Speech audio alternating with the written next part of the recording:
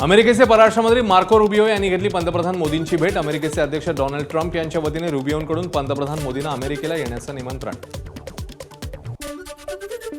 दिल्लीमध्ये अमेरिकी दूतावास सपोर्ट अनेक्स इमारतीचं उद्घाटन। अमेरिकेचे परराष्ट्र सचिव मार्को रुबियो आणि भारतातील राजदूत सर्जिओ गोर यांच्या हस्ते उद्घाटन।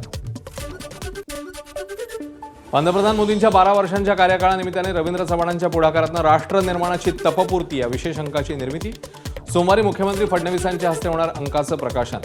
मुंबईच्या प्रभादेवीतल्या रवींद्र नाट्य मंदिरात सोहळा। मीरा भाईंदरमध्ये बनावट कागदपत्रांच्या आधारे रिक्षा बॅच घोटाळा। प्राथमिक चौकशीनंतर 27 जणांवर फौजदारीचा गुन्हा दाखल। संबंधितांनी बनावट कागदपत्रांच्या आधारे रिक्षा बॅचसह सरकारी लाभ मिळवल्याचा संशय। पवित्र्या मिठी नदीच्या स्वच्छतेवरून ठाकरेंची शिवसेना आक्रमक। नगरसेविका प्रियदर्शनी ठाकरे यांच्यासह इतर कार्यकर्त्यांची थेट नदीमध्ये उतरून सफाई। अकोल्याच्या बाळापूर तालुक्यातल्या पारस वीज केंद्रामध्ये अपघात। बंकरमध्ये 2 कर्मचारी भाजल्यानं गंभीर जखमी। अपघात नक्की कशामुळे झाला या संदर्भात संबंधित यंत्रणांकडून तपास सुरू।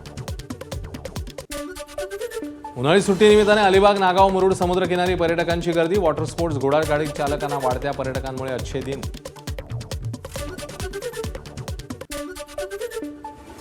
प्रख्यात मानसोपचार तज्ज्ञ आणि लेखक डॉक्टर आनंद नाडकर्णींना ठाण्यामध्ये श्रद्धांजली।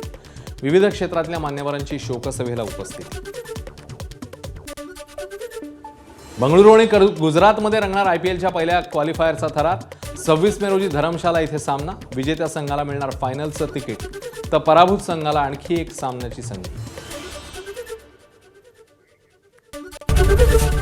एबीपी माझा, उघडा डोळे बघा नीट।